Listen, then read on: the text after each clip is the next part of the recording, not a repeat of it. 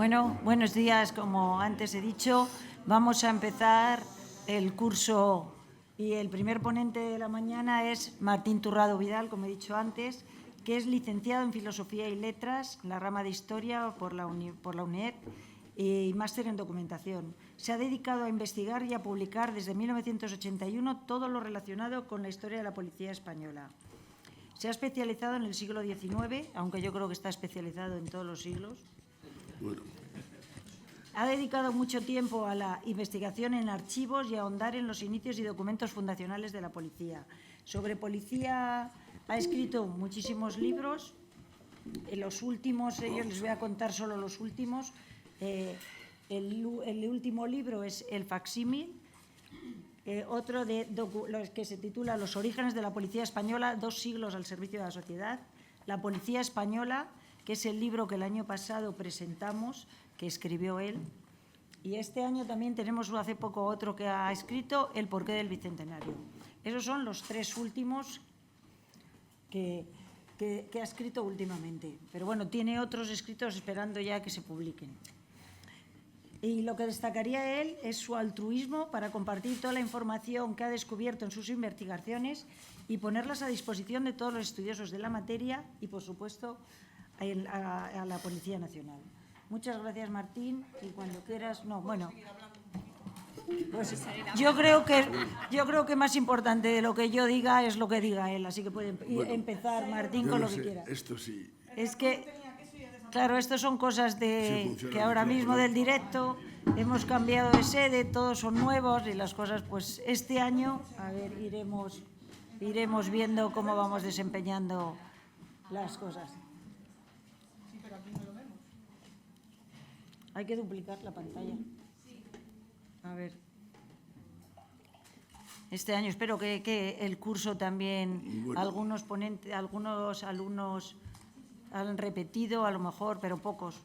La verdad que el año pasado estuvo muy bien el curso y este año esperemos que sea...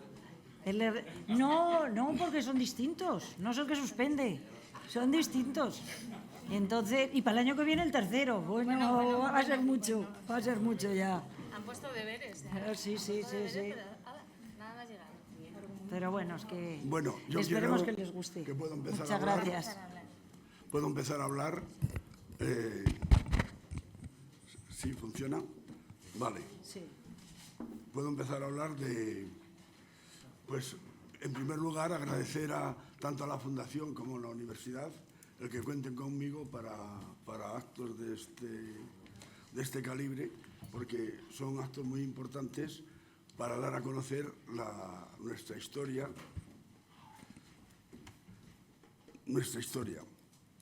Yo he cogido como tema los inicios de la Policía Judicial en España. Entiendo por inicios en la época que va desde la fundación, más o menos hasta el año 1854. Es la etapa que he estudiado para hacer esta ponencia. Y vamos a comenzar pues, con una historia del abuelo Cebolleta. En el año 1868, el 3 de julio, aparecen en Madrid 2 señoras, Ana Rodríguez y María Rodríguez, junto con un comandante de la Guardia Nacional de un pueblo de Granada, a las que rápidamente la prensa de Madrid apoda como las viudas de Comares. Estas señoras vienen haciéndose las mártires. La recibe la reina regente, María Cristina. Tienen una repercusión enorme en la prensa hasta el punto que hay algunos periódicos que le dedican ejemplares monográficos a su estancia aquí en Madrid.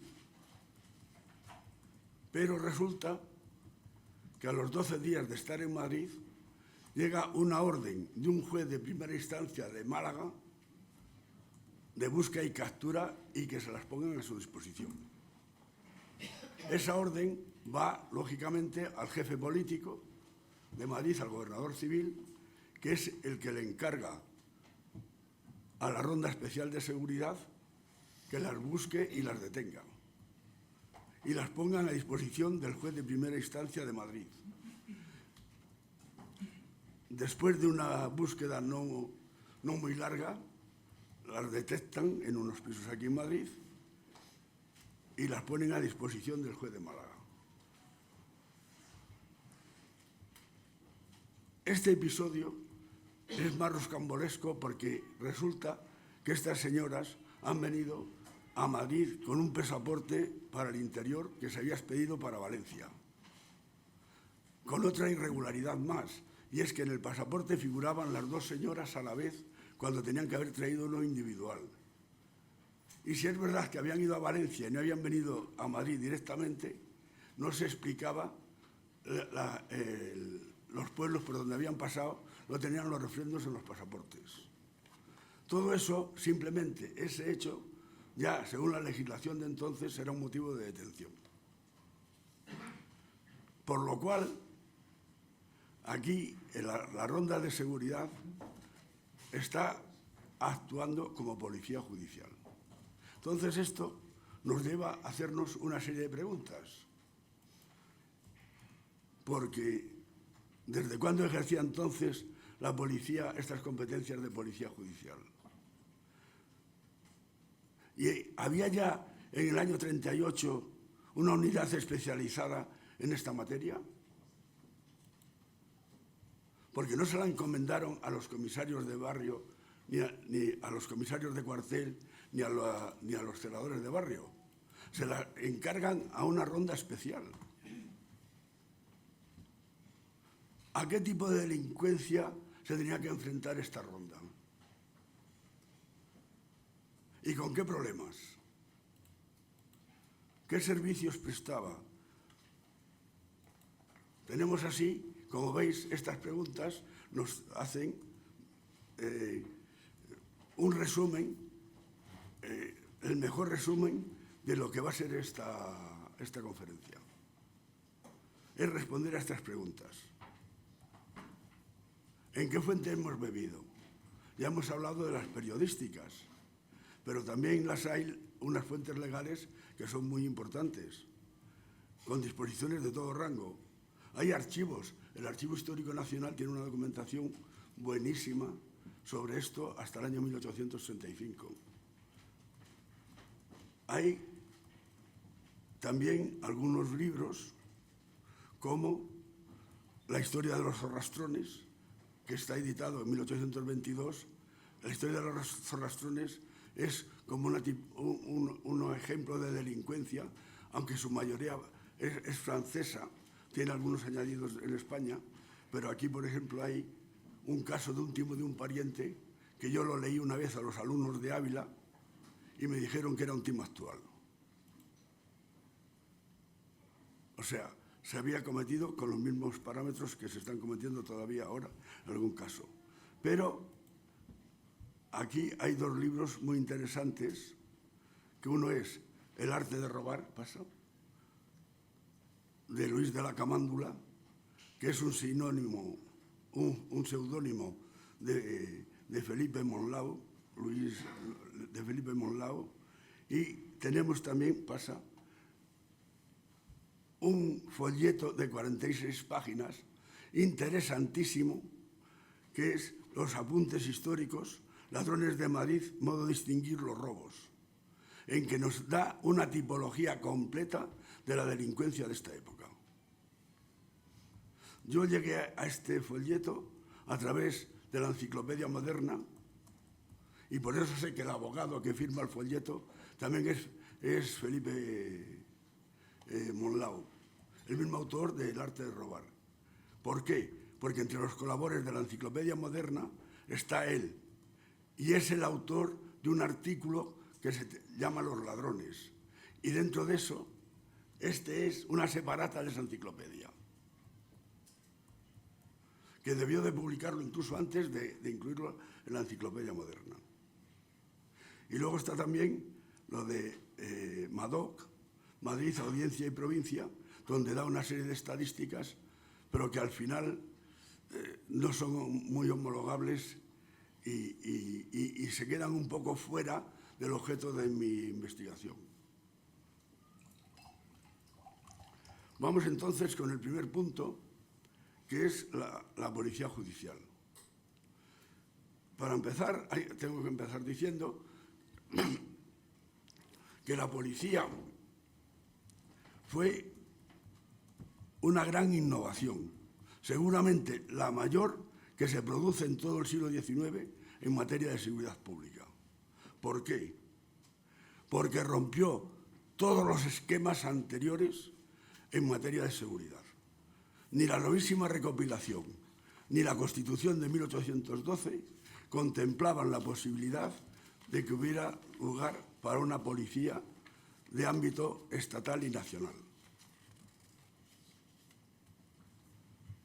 No la había porque el esquema que existía tanto en la Constitución del 12 como en la novísima recopilación empezaba por el rey como el garante supremo de la seguridad y el orden público y la tranquilidad pública, seguía por el ejército en caso de que las autoridades inferiores fueran desbordadas, el ejército intervenía y esto lo vemos muy claro en el motín de Esquilache, que hasta que no se paran todas los cuerpos locales, tanto en Madrid como en Albacete, Zaragoza, porque el motín de Esquilache se tiene la impresión de que fue solo en Madrid, y no es verdad, ocupó muchas provincias de España también. Entonces, cuando las autoridades locales se desbordaron, apareció el ejército para ayudarlas a mantener el orden público. Y debajo los ayuntamientos, que eran los verdaderos encargados de la seguridad a su nivel, a nivel local, pero eran los únicos encargados que había. Entonces, la Constitución del 12 a este esquema le añade la creación de la Milicia Nacional. Pero la Milicia Nacional que actúa también tiene un curioso adjetivo, local. ¿Qué quiere decir? Que depende de los ayuntamientos. Es una policía local, con lo cual el esquema no sufre ninguna alteración. ¿Cuándo se rompe este esquema? Este esquema ya se intenta romper en el trienio constitucional, cuando en 1820 se propone la creación de la policía, de un cuerpo de policía judicial y otro de salvaguardias nacionales por el Marqués de las Amarillas. La creación de la policía judicial ni siquiera se llegó a tomar en cuenta. Se rechazó sin discusión ni se admitió a trámite siquiera. Y el de salvaguardias nacionales se rechazó porque se oponía ya a la constitución de la milicia y creían que iba a relegar a un segundo plazo a la Milicia Nacional.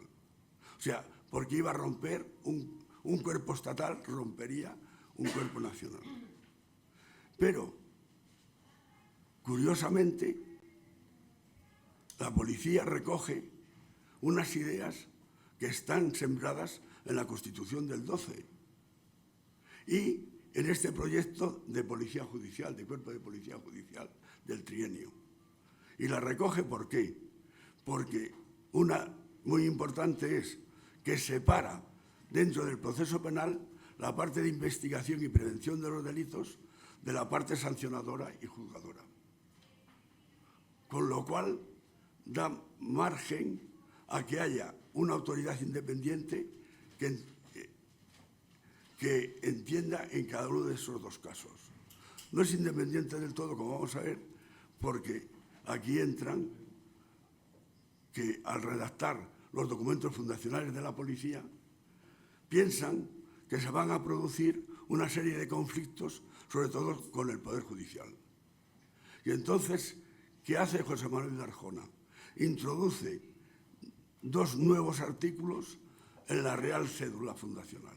El primero es el 16,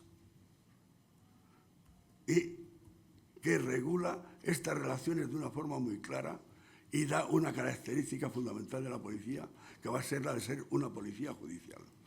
Porque dice que a los 8 días de plazo hay que poner a todo el detenido a disposición de su juez competente. Con lo cual no puede quedar más claro que la policía no puede juzgar, pero la parte esa primera de investigación de los delitos sí que la puede hacer. Y está el 18 en que dice que el juez podrá inquirir a la policía el paradero de todo individuo oculto y prófugo contra el que proceda cualquier juez o tribunal. Es decir, la policía, como hemos visto en el caso de las viudas de Comares, puede dar una orden de detención que puede ser ejecutada a través de la policía, que tiene que ser ejecutada a través de la policía. Está actuando como policía judicial. Pero está actuando... y después, en el artículo 178 del reglamento,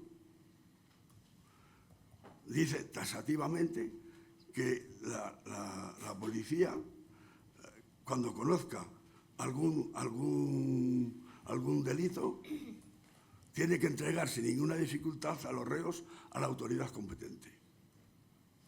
O sea, deja claro en todo esto que tiene que actuar desde su fundación, esto es muy importante, desde su fundación como policía judicial. Entonces, ¿cuál es la consecuencia inmediata de esta actuación como policía judicial? Pues la consecuencia inmediata de esto es que, aunque las competencias en la lucha contra la delincuencia no son unas competencias exclusivas de la policía, sino que las comparte con otras autoridades, la que de verdad se especializa, digamos, en la lucha contra la delincuencia es la policía. Esto lleva consigo que la propia dinámica de su trabajo la lleve a una especialización cada vez mayor. Y entonces, aquí nos encontramos también con otro problema, que es el origen de estas rondas especiales de las que hemos ya hablado, de seguridad para la lucha contra la delincuencia. Y estos orígenes yo no he sido capaz de determinar cuándo se fundaron. Si ¿Por no qué? soy capaz es que no existen. No, sí existen, pero lo que no soy capaz es de decir que se fundaron el 18 de diciembre del 24. Que es un matiz un poco... ¿Por qué? Porque hay en un periódico, la Revista Nacional, en el 37, en el año 1837, dice que las rondas de capa han existido en tiempo en que había superintendencia de policía, o sea, la Superintendencia General de Policía. Pero la Superintendencia General de Policía existe desde el 13 de enero de 1824.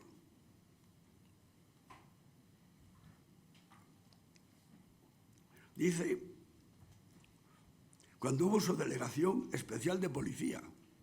Esto ocurrió desde el 4 de octubre del 35 hasta el 16 de agosto del 36. De 1800 hablo, no hablo.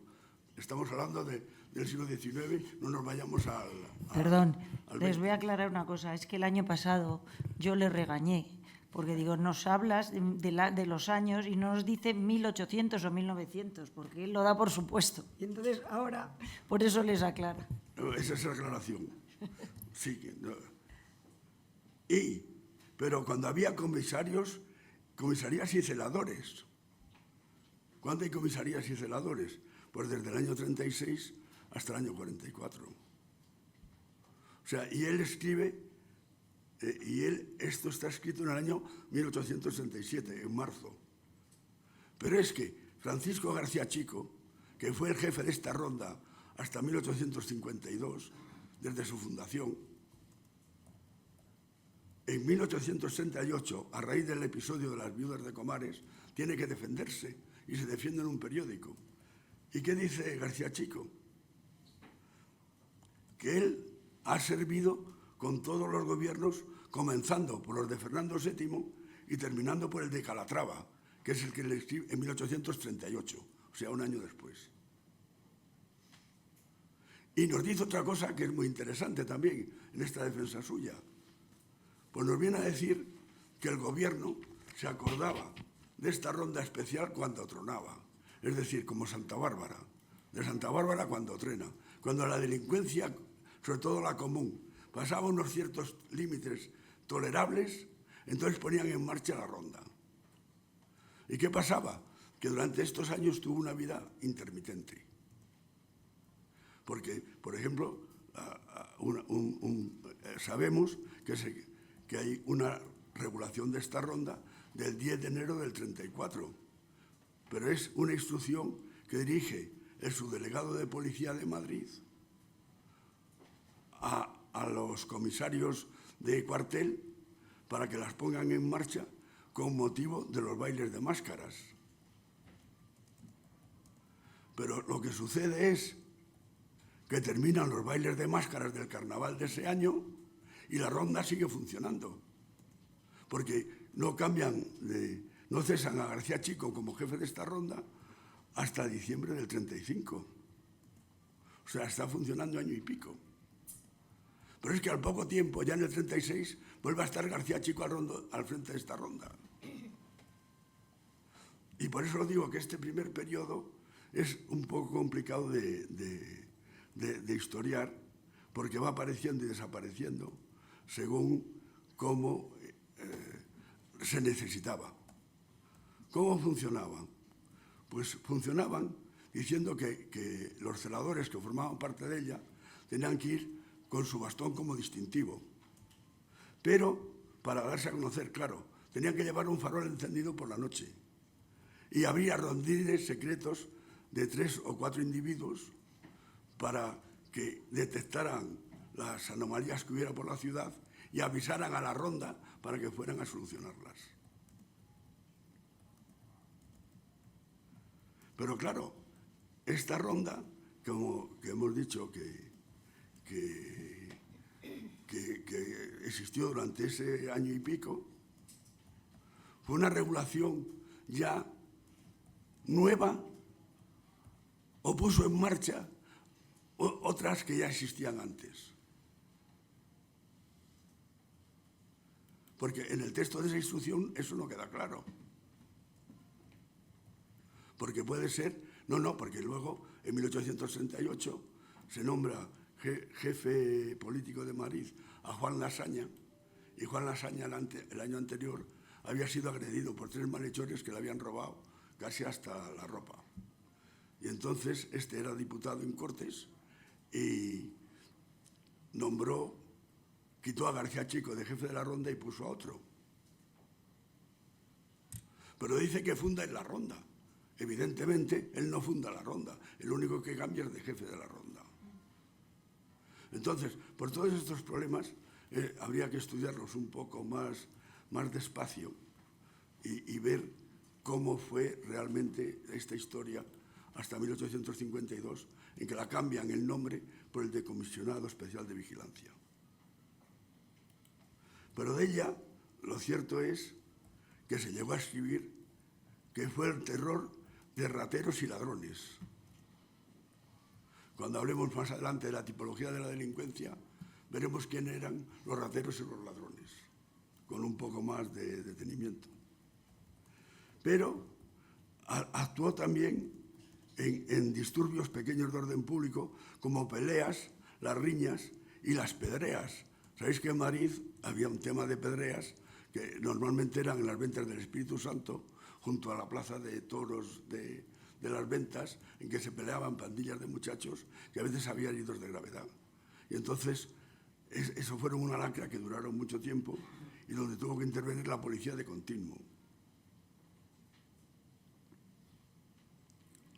Siempre en incidentes menores, porque cuando había un incidente mayor de orden público, el que intervenía era el ejército también. ¿De quién dependió? Pues ya lo hemos dicho, de la superintendencia, de la subdelegación especial, del jefe político, que era el equivalente al actual subdelegado del gobierno. ¿Por quién estaba compuesta? Normalmente estaba compuesta desde su principio hasta el 20, esto sí que fue constante, de 20 agentes divididos en 2 secciones, con un celador al frente de cada una y de un comandante al frente de toda la sección especial, que dependía a su vez del jefe político, del gobernador civil. Y después, como es normal y como ha pasado con la policía, Pues esta ronda fue cambiando de nombre, solo en esta época se llamó Ronda de Capa, Ronda Especial de Seguridad, Ronda de Vigilancia y Comisionado Especial de Vigilancia y Ronda Especial. O sea, cambió de nombre también continuamente en muy pocos años, por lo cual también es otro problema a la hora de seguir la pista y a la hora de buscar la documentación. Porque claro, si no tienes las palabras estas clave, en la documentación no encuentras nada, sobre todo en la prensa.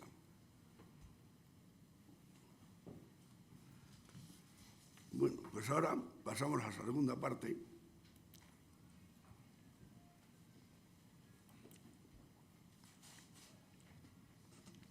Que va de a quién se enfrentaba esta ronda. ¿Qué delincuentes andaban aquí por Madrid en esos años?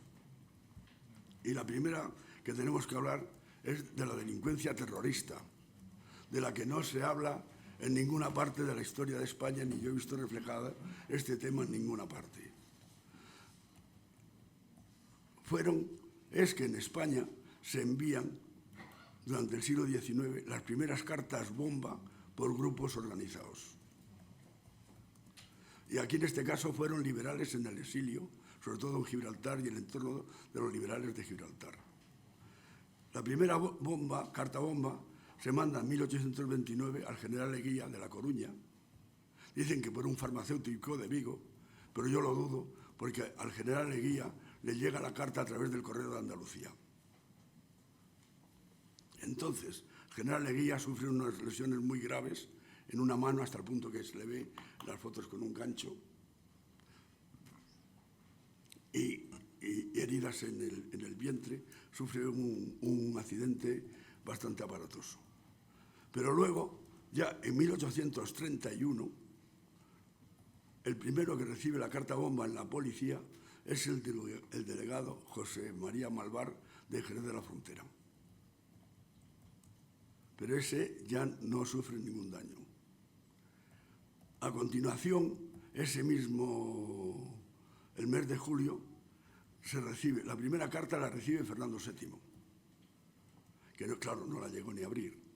La segunda, Calomarde, el ministro de Justicia tan famoso. Y la tercera, la duquesa de Beira. De todo esto tenemos, ¿me pasa bien? No, es que me parece que está un poco más abajo.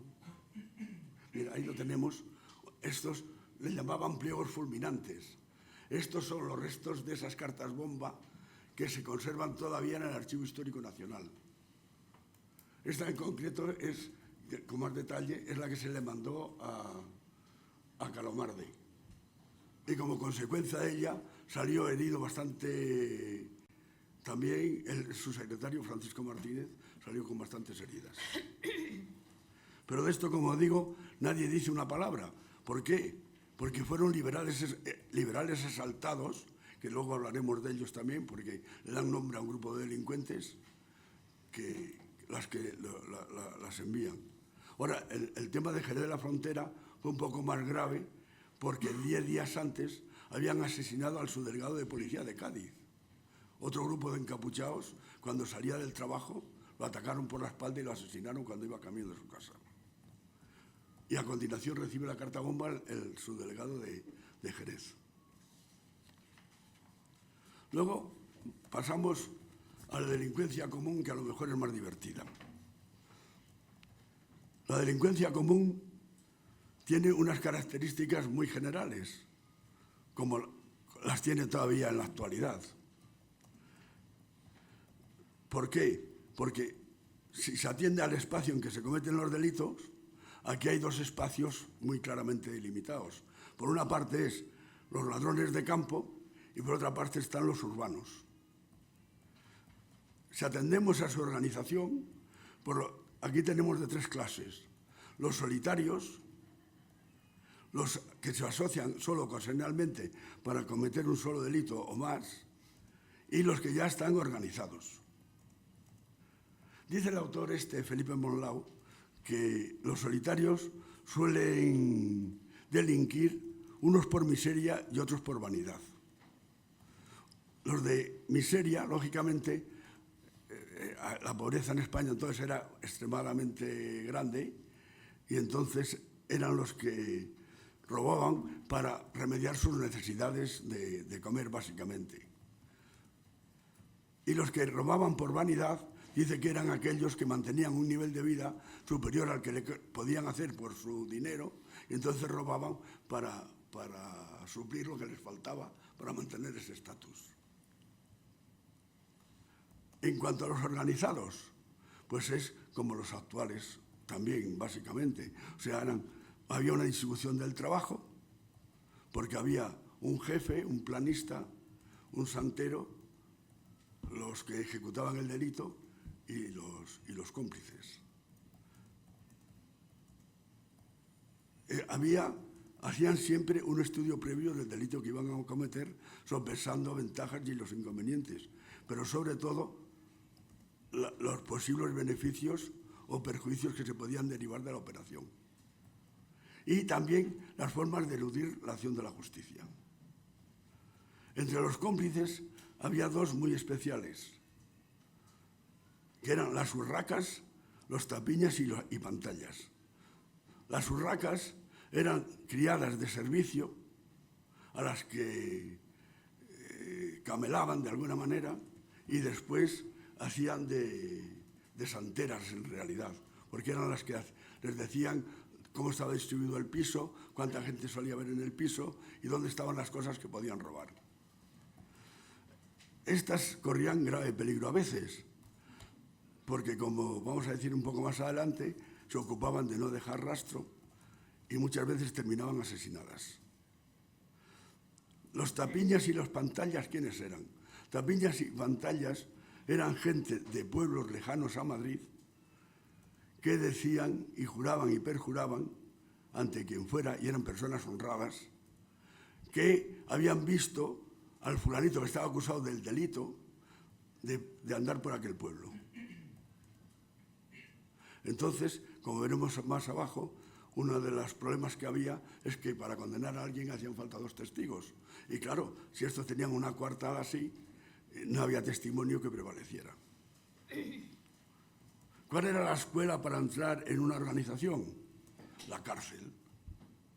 ¿Por qué? Porque en la cárcel ellos se pavoneaban de sus delitos, hablaban de su modus operandi y sobre todo captaban a nuevos miembros para la organización. Ahora vamos ya con las especialidades. Los ladrones de campo. Los ladrones de campo también tenemos organizados y aislados. Los organizados eran de 2 clases, los caballistas y los dronistas. Los caballistas eran los que atracaban, como el nombre dice, a caballo. Y se especializaron en ¿qué? En atracar arrieros, diligencias y personal que llevara algún bien por un camino. Iban armados de puscas, dice. La pusca era una escopeta recortada. Y siempre disponían de salva, de un salva. El salva era un guía que conocía caminos ocultos para poder llegar más rápido o evadirse más rápido del lugar del delito. Los dronistas. Los dronistas actuaban siempre a pie. Eran sumamente violentos. Eran muy violentos. Tenían lugares a los que llevaban, a los que iban a atracar, para que no pudieran ser oídos por nadie y poder hacer el tema más impunemente. Esto estaba especializado en las ferias de ganado y mercados de ganado, la compra y posterior robo del dinero. Ellos lo que hacían era, muchas veces, ir a un señor que estaba vendiendo un caballo, le decían, a ver, ¿cuánto quiere usted por el caballo? Y no discutían, 200 reales. Lo pagaban en el acto. Y después se hacían, vamos a tomarnos unas cañas, un vino. Tomaban su vino, el señor le decía de qué pueblo era. Entonces le esperaban a la salida de la feria y le atracaban. Y le dejaban sin caballo y sin dinero. También cometían robos en domicilios. Y ya veremos ahora, porque llevaban la misma táctica que los urbanos, cómo se las gastaban en los robos a domicilios. Los ladrones urbanos. Aquí tenemos a los espadistas y a los tomadores del 2. Los espadistas también eran de 3 clases.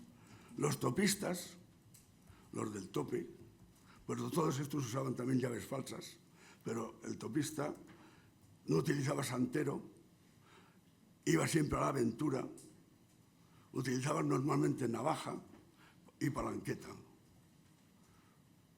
Y utilizaban lo que llamaban ellos las carreras de espadas.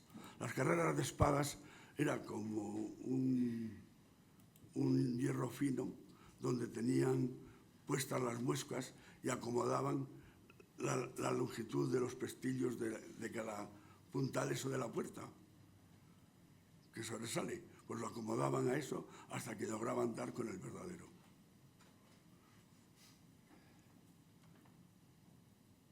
Y estamos hablando de los dronistas, ¿no? No de los topistas. Los chinistas ya utilizaban, yo no sé qué significa chinista, lo he buscado, pues no sé al final qué significa en el argot. Utilizaban santero y también los servicios de algún cerrajero muy especializado, a los que pagaban espléndidamente. Luego estaban los tronistas o tragalistas. Los tragalistas, sí que sé cuál es el origen de esta palabra. ¿Sabéis que en el trienio constitucional a Fernando VII le llegaron a abrir la carroza donde iba viajando para gritarle trágala perro, la Constitución? Pero estos liberales más exaltados muchas veces terminaron delinquiendo. Y de ahí viene el nombre de tragalistas, trágala. Esto está confirmado por fuentes documentales, cómo fue derivando la palabra de trágala, tragalista, porque primero se le aplicó a los liberales exaltados y después ya se aplicó a los delincuentes, pero fue a partir de 1836.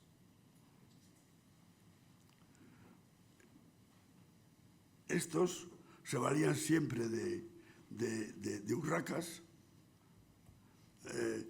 Pon más abajo. Mira, sigue. No, es el anterior.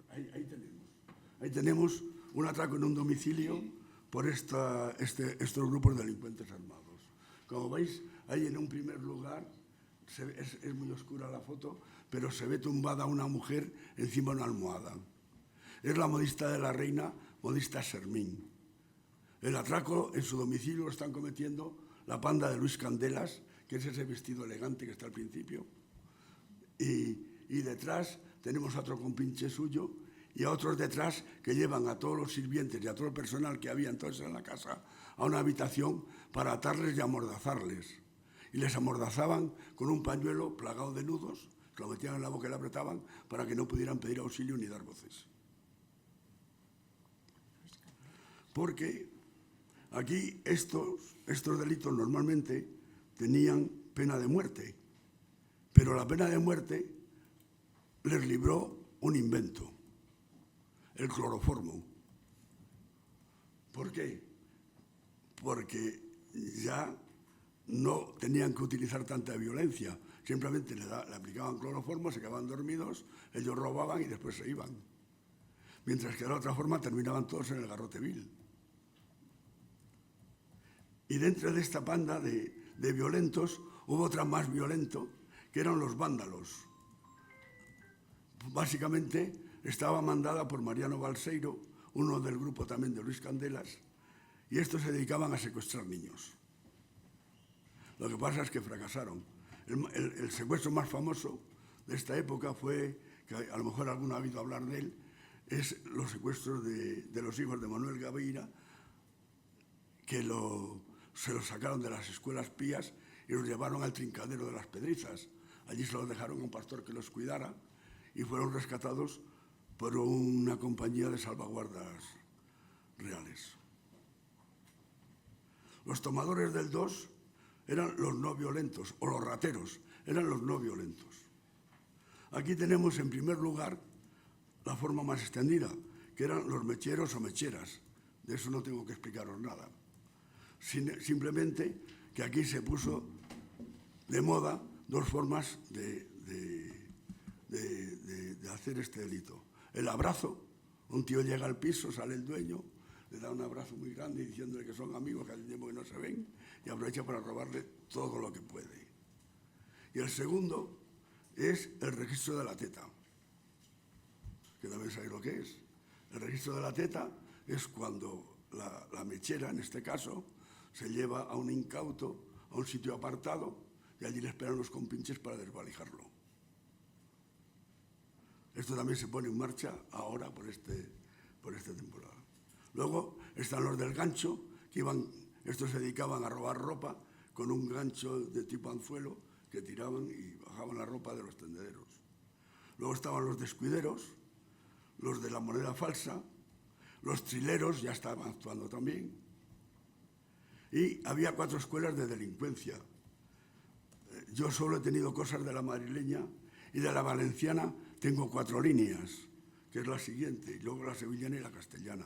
De la valenciana solo sé que había 84 dedicados a este tipo de robos. Ya. Puedes tener Sí. un poco más de tiempo porque has empezado más tarde. Y luego Bueno, aquí los secuestros de Manuel Gaviria, camino de las Pedrizas. Mira, es muy curiosa esa foto, paso para atrás. ¿Veis? Porque van ahí con el sombrero los niños, montados en el caballo, que no sé cómo no perdieron el sombrero todos. Sería que iban muy despacio, ¿no? Bueno, ¿qué problemas había en la lucha contra la delincuencia en esta época?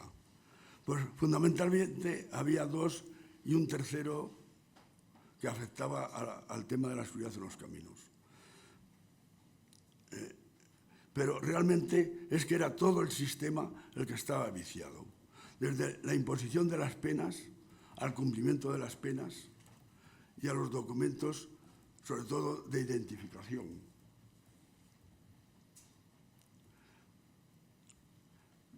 Todo esto era una falta de medios tremenda en relación con la identificación de las personas, básicamente en cuanto al trabajo de la policía. Como sabéis, la identificación de las personas se hacía a través de las cartas de seguridad. Pon la primera carta, Ahí os traigo la primera carta de seguridad que fue en el reinado de José I Bonaparte, para los que juraban la Constitución de Bayona, pero que luego en realidad se convirtió en un documento necesario para viajar, estar fuera, sobre todo en el campo, pero también para andar por los pueblos, sobre todo cuando eran grandes. ¿Pero qué pasó? Que ya desde el principio se acusa a las cartas de seguridad de 2 cosas. La primera es que era muy fácilmente de falsificar. Y la segunda, que siempre la tenían aquellos que en teoría no la podrían tener, que eran los malhechores, o sea, los ladrones y esto. Todo el que salía al campo con malas intenciones iba provisto de la carta de seguridad. ¿Por qué? Por una sencilla razón. Por si se encontraba con la tropa que se la iba a pedir, automáticamente lo iban a detener. Y entonces se dotaban de cartas de seguridad para poder estar con esa seguridad de que no les iba a pasar nada en el campo. En cuanto a los pasaportes para el interior, tuvieron el mismo problema. Que eran aquí tenéis uno de 1848, que está en el Archivo Municipal de Valdetorre de Jarama, pero tenían el mismo problema. Eran muy fáciles de falsificar. Se intentó remediar cambiando el tipo de papel y mediante la combinación de 4 letras arriba para saber de dónde procedía en realidad el pasaporte. Este sistema es muy curioso porque yo lo he visto utilizado por la Comisaría General de Investigación Social. ¿Para qué? Para saber desde dónde se filtraba un documento. ¿Por qué? Porque la que iba a la jefatura de Bilbao tenía esa combinación distinta que la que tenía el que iba a Granada. Luego, si empezaba un documento filtrado, empezaba por esas letras, contenía esas letras clave, se sabía de dónde y se podía hacer más fácilmente la averiguación. Por aquí se intentó también ese método. Al final, terminaron suprimiéndolos en 1965, la Carta de Seguridad, y los cambiaron por los pases de 8 leguas, que son este otro que veis ahí, que habilitaba para viajar a 8 leguas del pueblo como las cartas de seguridad. Pero en 1854 se suprimieron todos estos documentos, y se dio origen a la Carta de Vecindad, que os traigo un ejemplo ahí de las primeras cartas de vecindad que se expidieron. ¿Veis?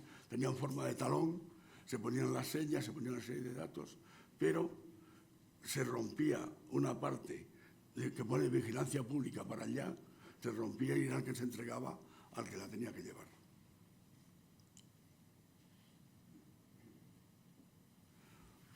Luego, el problema de la justicia era la exigencia de los 2 testigos que había en las partidas y en el fuero real. Exigían 2 testigos para poder condenar a alguien. ¿Eso qué hizo? Que muchos crímenes, incluso asesinatos, quedaran impunes. Yo me estoy acordando ahora de la criada Victoria Gómez, que fue asesinada en la carrera San Jerónimo número 13, y se sabe que todas las circunstancias iban contra Pedro de la Cruz Fernández y no pudo ser sentenciado porque no hubo 2 testigos que vieran el asesinato. Con lo cual, ¿qué pasaba? Que la misma labor de la justicia quedaba también muy restringida. Sin embargo, en el regicidio de Ángel de la Riva, el intento de regicidio de Ángel de la Riva, en el año 1847, se le condenó porque 2 extranjeros vieron dispararle los cachorrillos, las pistolas estas pequeñas, que se desvió el tiro y por eso no le dio a Isabel II, a pesar de estar muy cerca, donde estaba el Banco de Bilbao, en la plaza de Sevilla. Este tiene luego una historia muy curiosa, está en un abogado de Coruña, que a raíz de esto, lo detienen, lo meten en la cárcel, se muere su mujer, estudia teología, se hace cura y termina de misionero en Siria. O sea, y aquí están buscando argumentos para series. Pues aquí tienen una serie macanuda.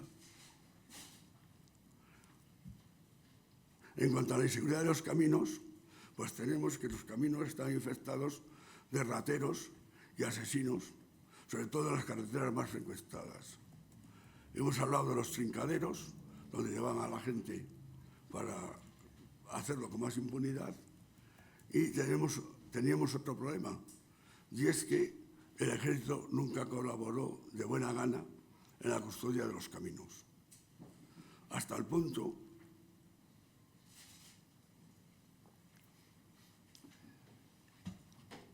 de que en el año 1841 los salvaguardas reales los integraron en la Dirección General de Caminos y les pusieron a custodiar la carretera del Pardo y la Mala de Francia, es decir, la carretera de Francia. Pero hubo un problema en la carretera de Valencia y los llevaron de la carretera de Francia y la del Pardo a custodiar la carretera de Valencia. Y automáticamente empezaron las quejas porque el Ministerio de la Guerra había dicho que se haría cargo de esas otras 2 carreteras y pasaron los meses y no se hizo cargo de nada.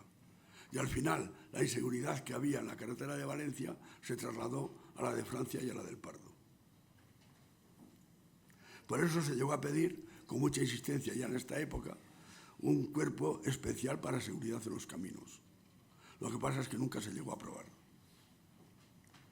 Y hasta que llegó la Guardia Civil, esto no se llegó a hacer efectivo.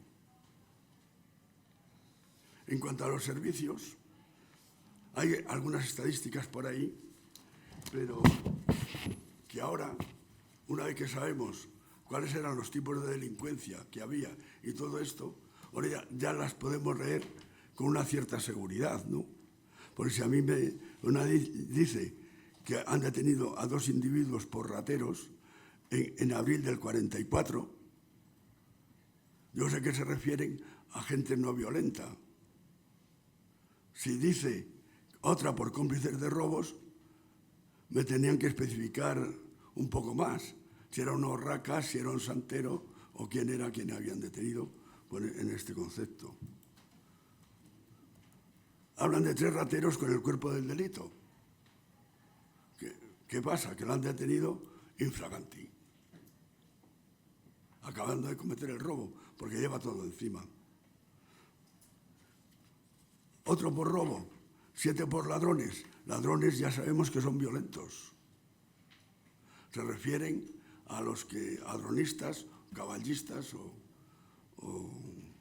o tragalistas, o ya de estos que utilizaron la violencia. Ladrones confesos, también sabemos quiénes son. Ladrones probados, pues también.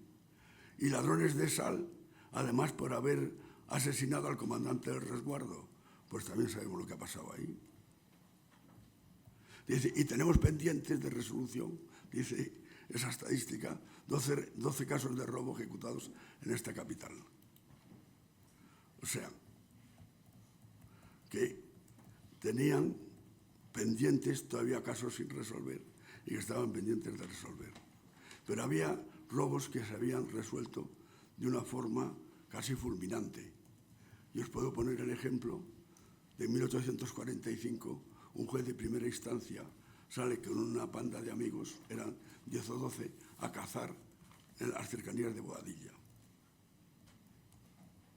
Detrás de ellos sale una panda de dronistas que los encuentran, los llevan a un trincadero, les roban todo lo que tienen y los dejan volverse a Madrid. Vuelven a Madrid y el juez de primera instancia, claro, automáticamente denuncia el hecho. El juez de primera instancia lo eleva también al gobierno civil y el gobierno civil nombra a Francisco García Chico. ¿En cuánto tiempo creéis que resolvió el conflicto García Chico? 5 días.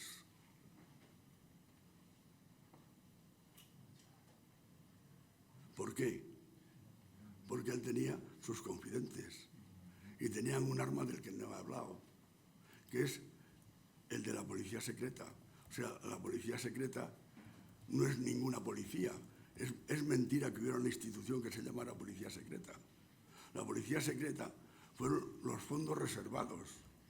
Y los fondos reservados se estipulan en la Real Cédula Fundacional, en el artículo 21, en el artículo 4.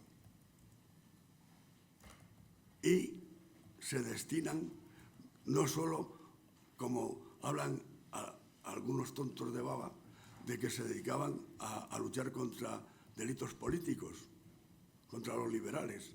No, señor, se dedicaban a luchar también contra la delincuencia común, en tanta y más intensidad que contra los políticos. Y os puedo decir como ejemplo de esto que en 1829 hubo un robo muy importante en la iglesia de San Luis de los Franceses, de aquí de Madrid. ¿Qué recompensa estableció la superintendencia para el que diera noticias de quién lo había hecho y poder recuperar lo robado? 20.000 reales. Una fortuna, dada de tener en cuenta que entonces un peón, alguien, no para pasar de los 5.000 reales al año se vería negro. Pues ofrecieron una recompensa de 20.000 reales por descubrir, siempre que no dieran solo autores, sino la forma de recuperar los delitos. Y ya terminando, está claro cómo la policía, a raíz de ser policía judicial desde sus orígenes, se especializa en este tema y va resolviendo también casos, a veces complicados, pero otras veces, por estas otras trabas que he dicho, pues le resultaba bastante complicado su trabajo. Y esto es lo que os quería decir esta mañana. Gracias.